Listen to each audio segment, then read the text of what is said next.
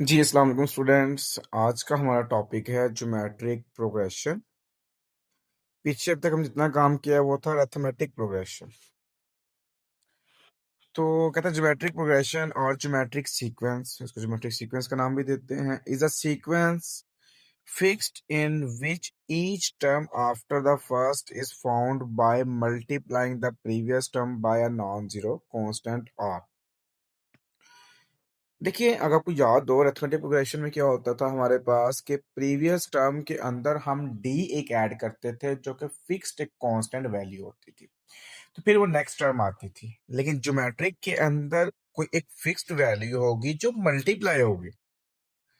Okay, जो previous term में क्या होगी, मल्टीप्लाई होगी, तो नेक्स्ट टर्म फाइंड होगी, उसको वो नाम देता है आर का, जिसको हम कहते हैं कॉमन रेशियो। तो ये जो है इसकी डेफिनेशन बन गई, ये 3 लाइन से हैं जो भी हैं। Next is the like arithmetic progression, we can label the terms of a geometric sequence as, यानी कि जो हम अरिथमेटिक प्रोग्रेशन के अंदर टर्म्स का नेम लिखते थे A1 A2 A3 so on AN तक, तो सेम लाइक दैट वही हम नंबर्स जो है ज्योमेट्रिक प्रोग्रेशन के अंदर भी यानी ज्योमेट्रिक सीक्वेंस के अंदर भी राइट करेंगे। वही A1 फर्स्ट होगी, A2 सेकंड होगी। ओके, सो nth टर्म क्या होगी AN और प्रीवियस n टर्म क्या बनेगी AN माइनस 1। अच्छा, अब हम क्या करते थे, क्योंकि हमने अभी कहा कि प्रीवियस टर्म एग्जांपल के तौर पर ये A1 है और ये A2 है। A2 कब फाइंड होगी, जब हम A1 को किसी R से मल्टीप्लाई। इसी तरह से उन्होंने यहाँ पे क्या किया, next term is equal to previous term multiply R। अब ये R के साथ जो वैल्यू है वो लेफ्ट साइड पे क्या हो जाएगी, डिवाइड, तो ये बन जाएगा। इसका मतलब ये हुआ next term divided by first term is equal to common ratio. तो रेशियो मीन वैसे भी आपको अच्छे से पता है डिवाइड ही होता है। सो बाकी कॉन्सेप्ट वाइज पैटर्न वाइज कह सकते हैं वही बनता है, बट इसका जस्ट सोल्यूशन चेंज है। यानी कि वहां पे हम डी लेते थे, यहाँ पे हम आर लेंगे। वहां हम माइनस करके डी फाइंड करते थे, यहाँ हम second value divide by first value लेकर हम आर फाइंड किया करेंगे। अब जब फर्स्ट टर्म है मैंने बताया वो ए वन रहेगी। जो सेकंड टर्म है उसमें हम आर मल्टीप्लाई करवा रहे हैं। जो हमारे पास थर्ड टर्म है इसमें हम सेकंड टर्म को आर से मल्टीप्लाई करवा रहे हैं। तो इसका बेस्ट ऑप्शन ये है, आपने जो चीज़ याद करनी है वो यही याद करनी है कि जो A1 है वो A1 के इक्वल है, जो A2 है वो A1 के साथ R है, जो A3 है वो A1 के साथ R2 है। आपको याद होगा वहां पे हम लिखते थे n minus one into D, मतलब उससे पीछे वैल्यू होती थी ना हमारे पास डी के, मतलब ए वन की इक्वल होता था A2 A1 प्लस 1D होता था ना, 2 होते थे 1D, तो यहाँ R की पावर 1, सेम वही पैटर्न। अगर हमारे पास AN होगा तो इसका मतलब R की पावर इस n में से एक कम होगी, बस ये मतलब है इसका सारा। और सारा कुछ यहाँ पे लिखा हुआ है, जनरल फॉर्म इसकी होगी। ये हमारे पास आगे प्रॉपर्टीज और ज्योमेट्रिक प्रोग्रेशन, ये जरूरी हैं, ये आगे क्वेश्चंस के अंदर भी यूज होती हैं। If each term of geometric progression is multiplied or divided by the same non-zero number, then the resulting sequence is also a geometric progression. Automatically उससे कोई फर्क नहीं पड़ता। लेकिन वहां क्या था, हमारे पास एडिशन और सब्ट्रैक्शन की बात हो रही थी। और कहते जो न्यू प्रोग्रेशन बनेगी उसे हम G1 G2 G3 so one GN, तो वो भी ज्योमेट्रिक प्रोग्रेशन ही होगा।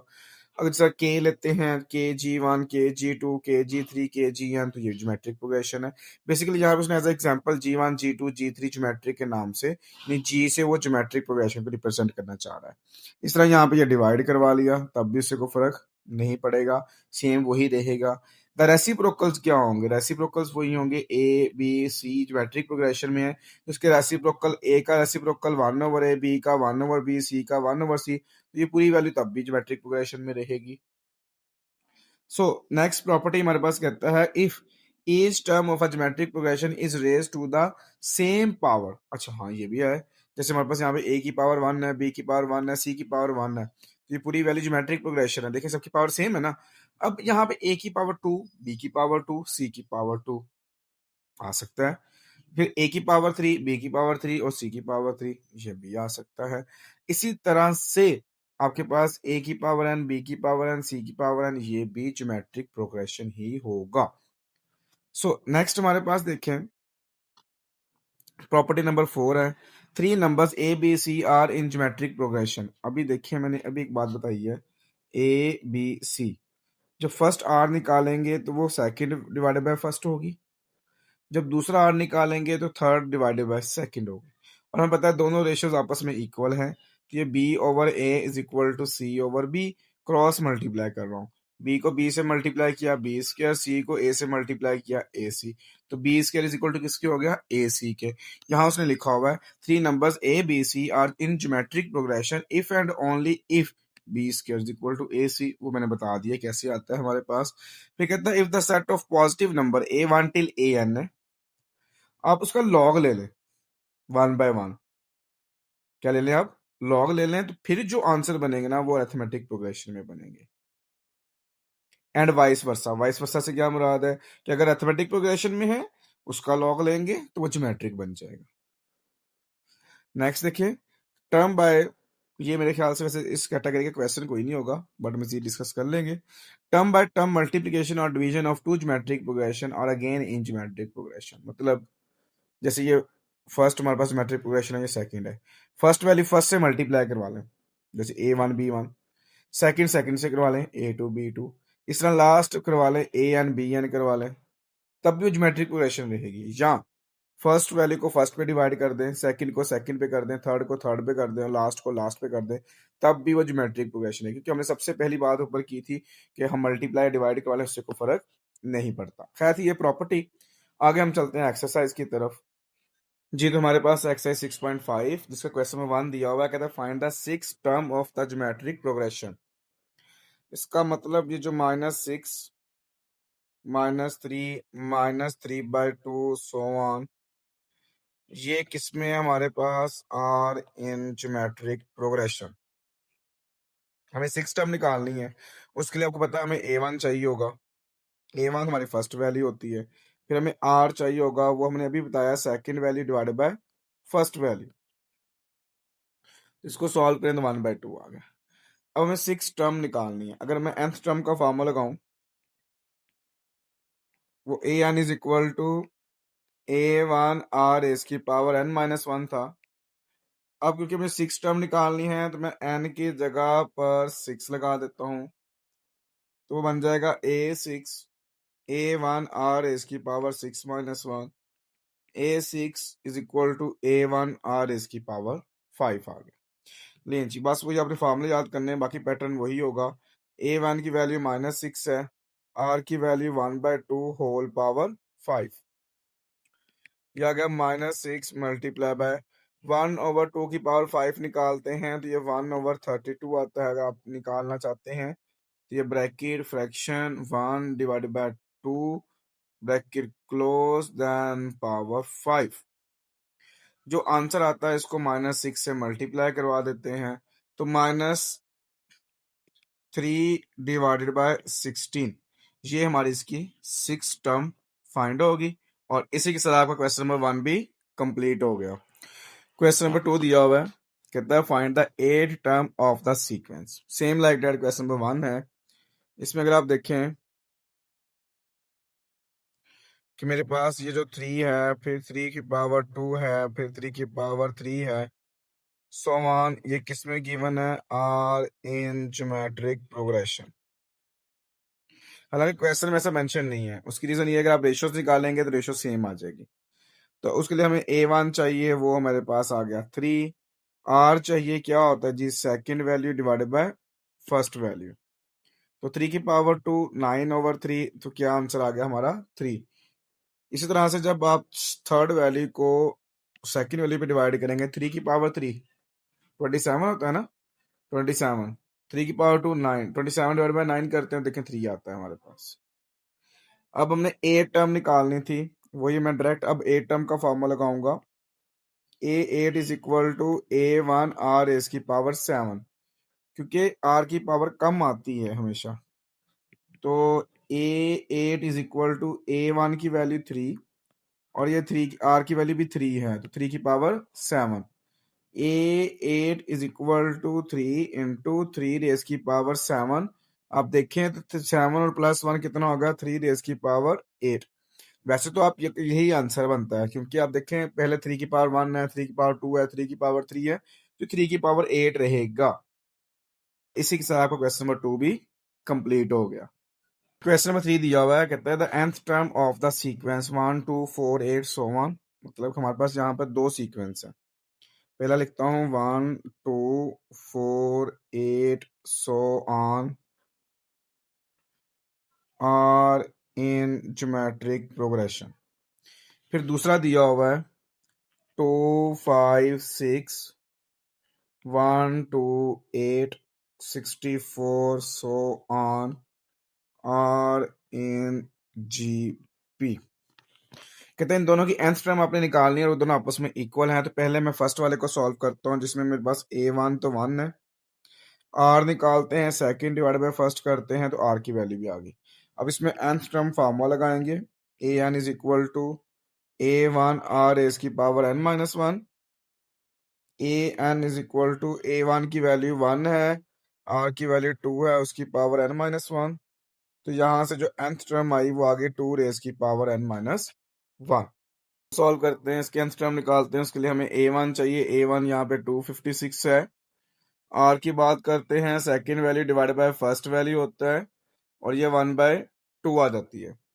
इसमें भी nth टर्म फार्मूला लगाएंगे हम, और आप देखिए वो होता है an is equal to a1 r raise की power n minus one. a1 मेरे पास है जी 256, r की वैल्यू मेरे पास है जी 1/2 whole power n minus one.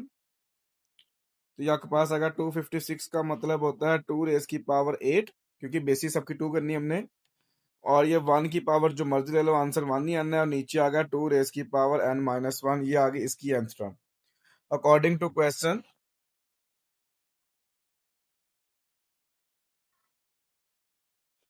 Question condition ये है कि ये दोनों nth टर्म आपस में इक्वल है। तो फर्स्ट nth टर्म मेरे पास है 2 रेज की power n minus one. Second I है 2 रेज की पावर 8 ओवर 2 रेज की पावर n माइनस वन। जो राइट साइड वाली डिवाइड हो रही है वो इस साइड पे क्या हो जाएगी, मल्टीप्लाई, और ये इज इक्वल टू 8। अब हमें पता है, सॉरी ये 2 रेज की पावर 8 था। लेफ्ट साइड पे देखें दोनों की बेसिस सेम है तो पावर्स कंबाइन हो जाएंगी। तो 2 रेज की power n minus one plus n minus one is equal to 2 raise की पावर 8। ये 2 रेज की पावर 2n माइनस टू हो जाएगी। और आपने बहुत बेसिक कॉन्सेप्ट पढ़ा हुआ है, when basis are same then exponents are equal. इसका मतलब क्या हुआ कि 2n माइनस टू जो है वो 8 के इक्वल है। तो ये माइनस का 2 जब राइट साइड पे जाएगा तो ये प्लस का 2 हो जाएगा और ये 10 बन जाएगा। जब लेफ्ट साइड वाला 2 राइट साइड पे जाएगा तो ये डिवाइड में आ जाएगा। तो यहाँ से द वैल्यू ऑफ n जो बनेगी वो 5 बनेगी। और हमारे पास क्वेश्चन ये था आपने n की वैल्यू फाइंड करनी है, तो n की वैल्यू फाइंड हो चुकी है। सो इसी के साथ आपका क्वेश्चन नंबर 3 भी कंप्लीट हो गया। क्वेश्चन नंबर 4 दिया हुआ है, कहता है find the first 5 terms of each of the sequence described. जो चीज गिवन है उसके मुताबिक आपने फर्स्ट 5 टर्म्स निकालनी है। हमारे पास गिवन है a1 एंड r। अब a1 हमारे पास ऑलरेडी फर्स्ट टर्म होती है, फिर हमें निकालनी है इसकी सेकंड टर्म जो कि a2 होगी। उसका फॉर्मूला क्या बनेगा, a1 r। वैल्यू पुट कर दें, a1 की वैल्यू यहाँ पे है 243 इंटू r की वैल्यू है 1/3, यानी कि 243 इंटू 1/3। इसको जब आप कैलकुलेटर पे राइट करेंगे आपका आंसर आ जाएगा 81। ये आपके पास आ गई इसकी सेकंड टर्म। थर्ड टर्म निकालने के लिए आप लिखेंगे a3, जो क्या बनेगा a1 r इसकी पावर 2। मैं बार बार बता रहा हूँ आपको बेटा कि यहाँ पर 3 है तो r की पावर उससे एक नंबर कम आनी है हमेशा। तो a1 की वैल्यू है 243 और r की वैल्यू है 1/3 का स्क्वायर। अगर आप इसको सिंपलेस्ट फॉर्म में लेके आते हैं तो ये बनता है 243 और 1/3 की पावर 2 निकालते हैं तो ये 1/9 आता है। तो यहाँ पे मैं अब जस्ट 1/9 को 243 से मल्टीप्लाई करवाऊंगा तो मेरे पास आंसर आ जाएगा 27। ये मेरी थर्ड टर्म आ गई। अब मुझे निकालनी है इसकी फोर्थ टर्म। वो क्या बनेगी, a1 r क्यूब यानी r की पावर 3 तो A1 की वैल्यू 243 और ये आ जाएगा R की वैल्यू और उसकी पावर 3। ये आ गया 243। 1/3 की पावर 3 का मतलब होता है 1/27। और यहाँ मैं 1/27 को 243 से मल्टीप्लाई करवाऊंगा तो मेरा आंसर आ जाएगा 9। अब मुझे निकालनी है फिफ्थ टर्म, वो क्या आएगी A1 R इसकी पावर 4, क्योंकि फिफ्थ टर्म है हमारे पास। तो याद आएगा 243 इंटू 1/3 की पावर 4। अब देखें ये 243 सेम एज इट इज। 1 की पावर 4 तो 1 ही रहता है, लेकिन 3 की पावर 4 की बात की जाती है तो 81 आता है। यानी 1/81 जो भी मेरा आंसर आता है, इसको मैंने मल्टीप्लाई करवाना है 243 से, तो मेरा आंसर आ गया ये 3। देखिए 5 टर्म मेरी इसमें फाइंड होगी जो कि क्वेश्चन की रिक्वायरमेंट थी। सो लास्ट में लिखेंगे first 5 terms are, first 5 terms are, first term मेरे पास थी 243, सेकंड मेरे पास है 81, थर्ड है 27, फोर्थ है 9 और लास्ट है मेरे पास 3। सो इसी के साथ आपका फर्स्ट पार्ट भी कंप्लीट हो गया। 2 दिया है बिल्कुल सेम लाइट है पार्ट नंबर 1 की तरह। यहाँ देखिए फर्स्ट वैल्यू ऑलरेडी गिवन है, हमें नेक्स्ट 4 निकालनी है। जब मैंने A2 की बात की थी तो मैंने कहा था वो A1R होता है। A1 की वैल्यू 579 मल्टीप्लाई -1/2। आप देखें 579 डिवाइड बाय 2 करें तो वो सॉल्व नहीं होता, तो ये -579 डिवाइड बाय 2 ही रहेगा। जब मैं इसकी थर्ड टर्म निकालूंगा तो वो बनेगा A1R इसकी पावर 2। तो ये आपके पास आ जाएगा 579 इंटू -1/2 की पावर 2। तो यह 579 इंटू -1/2 की पावर 2 निकालेंगे तो -1 की पावर 2 +1 होता है, 2 की पावर 2 4 होता है। तो ये मजीद करें तो 579/4, क्योंकि इससे आगे सॉल्व नहीं होता। अगर आप A4 निकालें तो वो बनता है A1R3। तो वो A1 की वैल्यू तो 579 है, ये ब्रैकेट में लिख लेते हैं, और ये -1/2 रेज की पावर 3। तो ये बन गया 579 इंटू -1 की पावर 3, तो -1 ही रहेगी। ओवर 2 की पावर 3 8 होती है, तो इसको भी हम सीधे कैलकुलेट करेंगे तो -579 डिवाइड बाय 8। अच्छा एक चीज मैंने आपको बतानी थी, देखें -1 की पावर 2 -1 होता है, लेकिन मैंने +1 लिखा क्योंकि इसका मतलब ये है कि ये सिर्फ 1 की पावर 2 है, -1 की पावर 2 नहीं है जो मैंने कैलकुलेटर पे राइट किया। अब ब्रैकेट में लगाते हैं, ब्रैकेट में लगाया इसका मतलब माइनस की पावर भी है और 1 की पावर भी। अब देखें +1 आ गया, तो इसलिए जब भी आपने कैलकुलेटर यूज करना है अपने ब्रैकेट लाजमी लगानी है, अदरवाइज आपका आंसर गलत आएगा। जब A5 की बात करते हैं तो A1R इसकी पावर 4 होता है, तो ये 579 इंटू -1/2 की पावर 4, 579 इंटू ये -1 की पावर 4, देखें ब्रैकेट -1 की पावर 4 लगानी थी, सॉरी। तो ये मेरे पास आ गया 1 और 2 की पावर 4 16 होता है, तो ये आपके पास आ गया 579/16। अब देखिए अगर मैं ब्रैकेट ना लगाता, -1 की पावर 4 लगाता सिंपल, तो ये माइनस आ रहा है, जबकि हमारा आंसर किस में आ रहा है, प्लस में आ रहा है। तो इसलिए ब्रैकेट आपने लाजमी लगानी है, अदरवाइज आपके क्वेश्चंस गलत हो जाएंगे। सो लास्ट में हम लिखेंगे फर्स्ट 5 टर्म्स आर, जो मैंने ऊपर से कॉपी कर ली है और यहाँ मैं पेस्ट कर देता हूँ। जिसमें फर्स्ट टर्म ऑलरेडी गिवन थी 579, दूसरी टर्म आई थी -579 डिवाइड बाय 2, तीसरी टर्म आई है 579 डिवाइड बाय 4, फोर्थ टर्म आई है -579 डिवाइड बाय 8, और लास्ट टर्म आई है फिफ्थ टर्म आई है 579 divide by 16।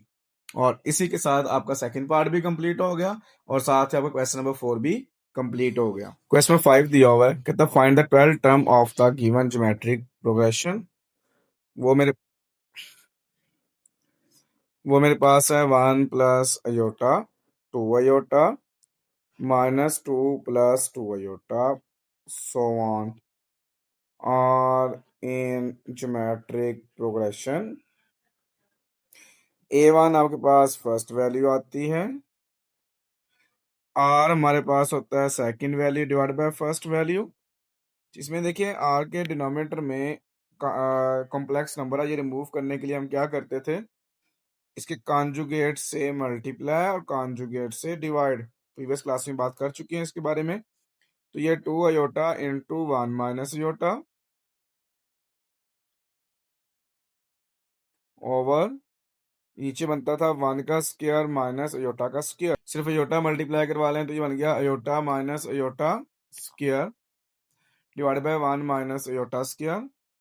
2 into iota minus iota square की जगह पे -1, नीचे भी अयोटा स्क्वायर की जगह पर -1 आ जाएगा। 2 into iota minus minus +1 divide by 1 + 1 2 आ जाएगा। 2 से 2 क्या हो गया, कैंसल। सो आर की वैल्यू भी कितनी आ गई, 1 प्लस अयोटा। अब हम लगाते हैं 12 टर्म फार्मूला। A12 जो बनेगा वो इज इक्वल टू बनेगा A1 R रेज़ की पावर 11। A1 की वैल्यू 1 प्लस अयोटा, R की वैल्यू भी 1 प्लस अयोटा, इसकी होल पावर 11। तो ये तो 12 बन गया पावर। इसको सिंपलेस्ट फॉर्म में लेके आते हैं। वो कैसे आएगा जी, हम इसको पहले स्क्वायर्स बनाएंगे और इसकी होल पावर 6 2 जार 12। अंदर ओपन करेंगे A square plus B square plus 2 into A into B, यानी A plus B whole square formula, और इसकी होल पावर 6। ये 1 plus iota square plus 2 iota whole power 6। Iota square जो होता है वो -1 के इक्वल होता है, और देन बाकी सारी value same as it is. इसका फायदा ये हुआ -1 +1 कैंसिल हो गए, पीछे जो वैल्यू बची वो बची 2 योटा की पावर 6। अब इसका मतलब क्या होता है, 2 की पावर 6 अलग कर देंगे, योटा की पावर 6 अलग कर देंगे। 2 की पावर 6 64 होता है, ये बन गया योटा 2 की पावर 3। और योटा 2 की जो पावर है हमने कहा था वो -1 होती है, और -1 की पावर 3 लेंगे तो वो -1 ही रहेगी। और जब वो 64 से मल्टीप्लाई हो गया जाएगी तो वो आपके पास आ जाएगी 12 टर्म। और इसी के साथ आपका क्वेश्चन नंबर 5 भी कंप्लीट हो गया।